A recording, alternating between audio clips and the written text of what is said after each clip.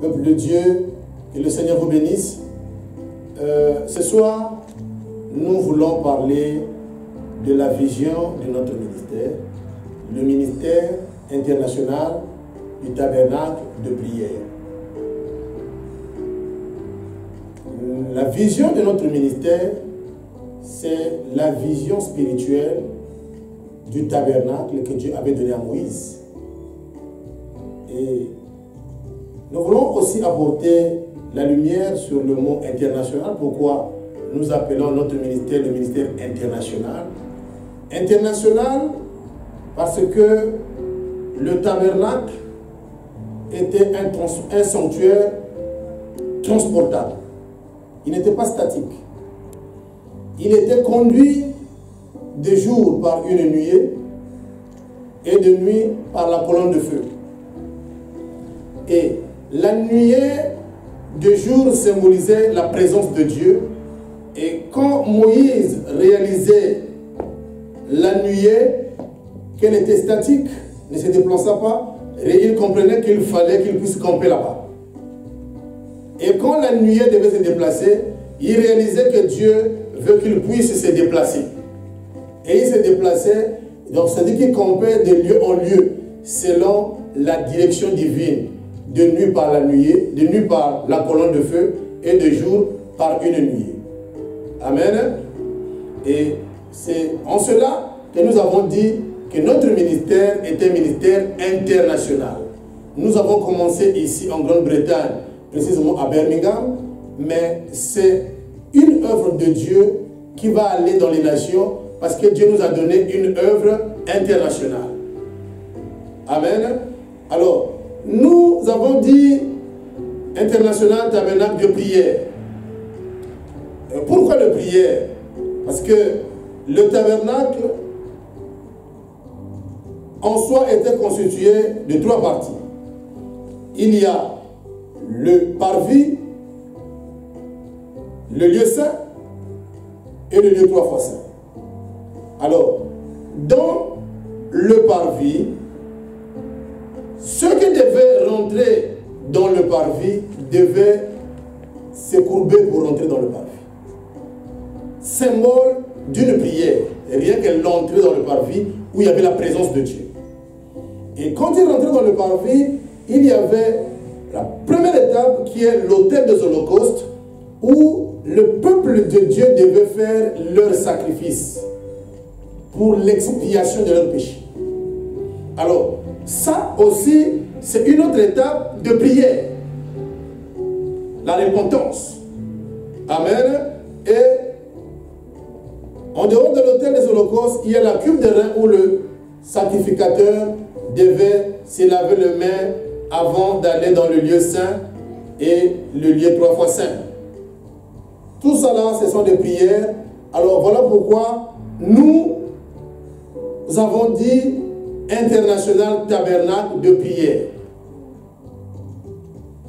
Amen. Ministre. Nous bénissons le Seigneur pour ce moment où Dieu permet, afin que nous puissions éclaircir un peu le peuple de Dieu pour comprendre pourquoi nous appelons notre ministère international, pourquoi il est tabernacle de prière. Voilà un peu le pourquoi notre ministère est international tabernacle of prayer ministry. Amen. Et nous avons une vision que le Seigneur nous a donnée dans notre ministère. Amen. Et notre vision, c'est la vision spirituelle du tabernacle que Dieu avait donné à Moïse. Et nous avons d'abord dit que la vision, c'est le placement de l'homme par Dieu pour accomplir une mission. Et nous avons expliqué ça dans Exode chapitre 3, le verset 3. Amen. Exode chapitre 3, le verset 3. La Bible dit ceci. Moïse dit, je vais me détourner pour voir quelle est cette grande vision. Pourquoi le buisson ne se consume point. Amen. Moïse avait vu une vision. Dites Amen. Donc nous sommes en train d'expliquer notre vision conformément à cette référence. Le Seigneur nous donne une vision et ensuite il nous confie la mission. Et nous avons expliqué la mission, c'est-à-dire le placement de l'homme par Dieu dans Exode chapitre 3, le verset 10. Là-bas Dieu dit: maintenant va, je t'enverrai auprès de Pharaon et tu feras sortir d'Égypte mon peuple, les enfants d'Israël. Donc c'est Dieu qui place pour accomplir une mission. Amen. Alors notre vision, comme je disais, c'est la vision spirituelle du tabernacle que Dieu avait donnée à Moïse. Et nous l'expliquons dans le livre de Exode chapitre 25. Exode chapitre 25, le verset 1 à 9. Mais ici, nous allons lire le verset 8 à 9. Amen.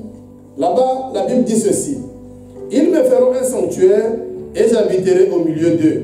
Vous ferez le tabernacle et tous ses ustensiles d'après le modèle que je vais te montrer. Amen.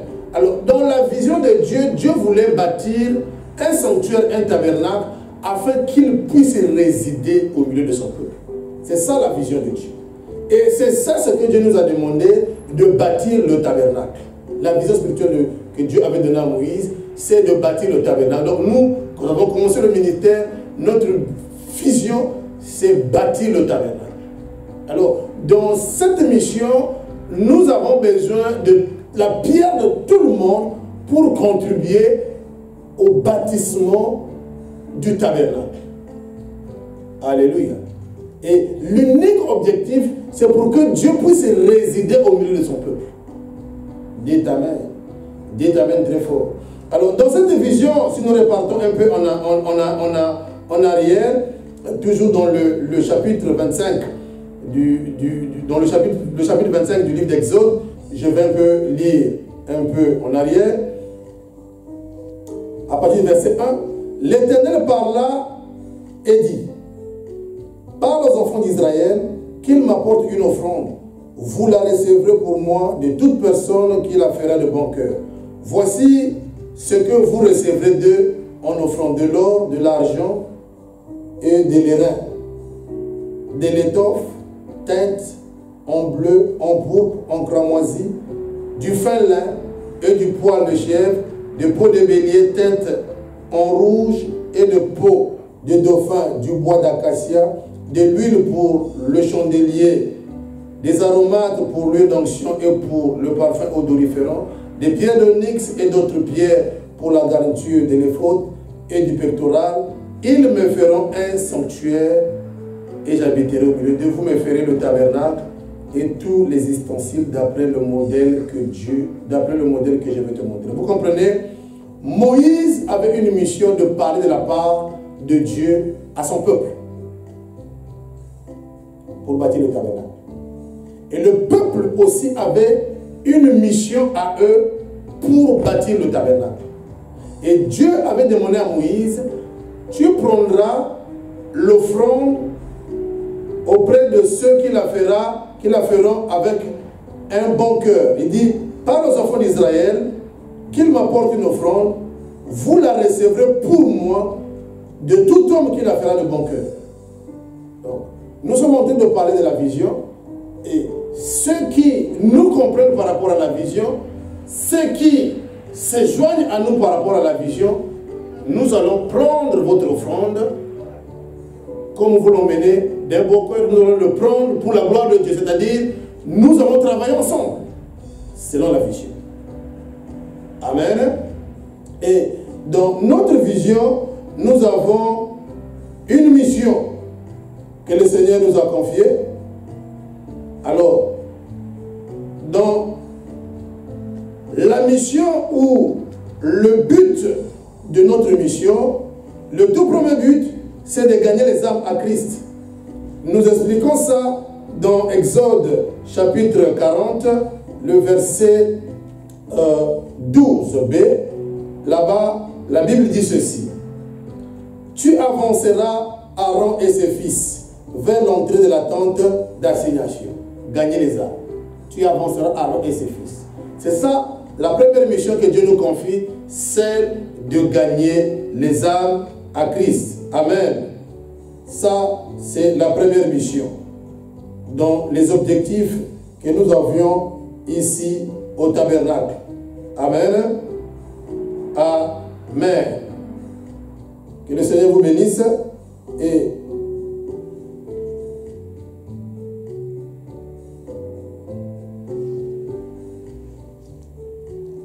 le deuxième objectif que nous avons dans notre mission est tiré du livre de Exode chapitre 12, toujours B, mais je vais d'abord lire. Nous disons là-bas, les enseigner à connaître Dieu en profondeur et à célébrer sa Seigneurie. Ça c'est notre objectif, le deuxième objectif.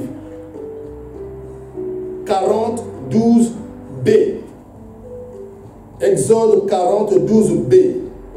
Les enseigner à connaître Dieu en profondeur et à célébrer sa Seigneurie. Exode 40, le verset 12b. Là-bas, la Bible dit, tu les laveras avec de l'eau. Amen. C'est symbole de la purification par la parole, par les enseignements. C'est là-bas notre deuxième objectif ici au tabernacle. Enseigner tout ce qui arrive ici dans ce ministère. Les enseigner les principes fondamentaux de la vie chrétienne. Alléluia. Nous avons plusieurs types de séminaires qui sont déjà en place pour la formation de tous ceux qui seront avec nous ou qui sont avec nous pour bâtir le tabernacle que Dieu nous a demandé de bâtir. Amen. Et nous avons un troisième objectif dans notre mission.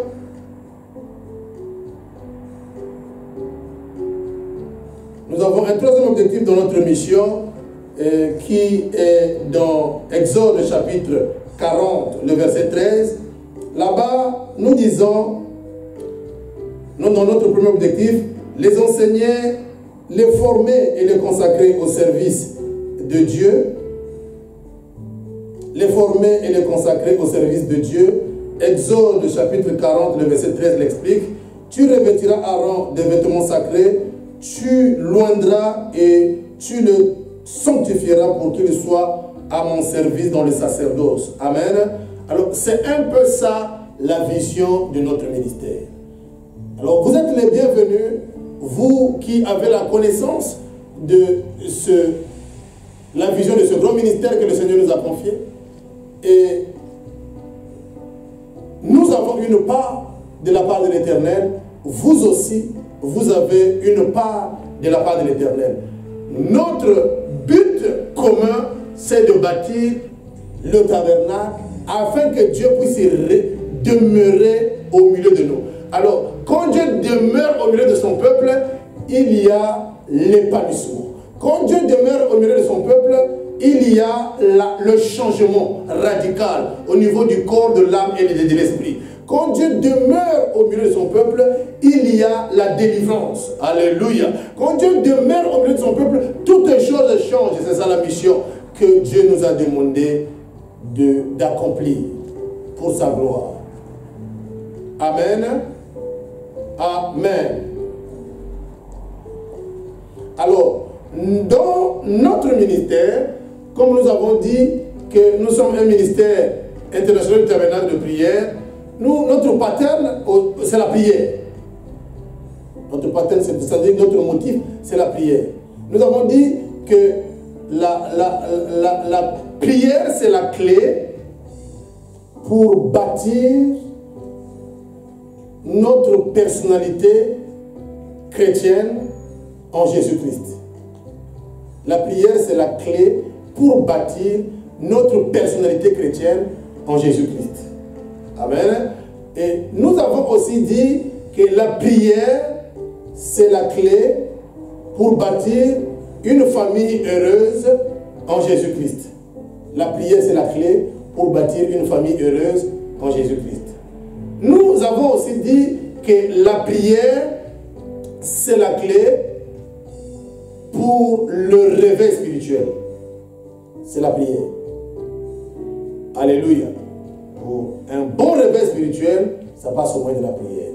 Et nous avons aussi dit que la prière, c'est la clé d'une vie victorieuse en Jésus-Christ. C'est pourquoi nous disons que nous sommes un ministère international de prière. C'est ça un peu les motifs de notre ministère. Que le Seigneur vous bénisse, que le Seigneur vous bénisse, que le Seigneur vous bénisse.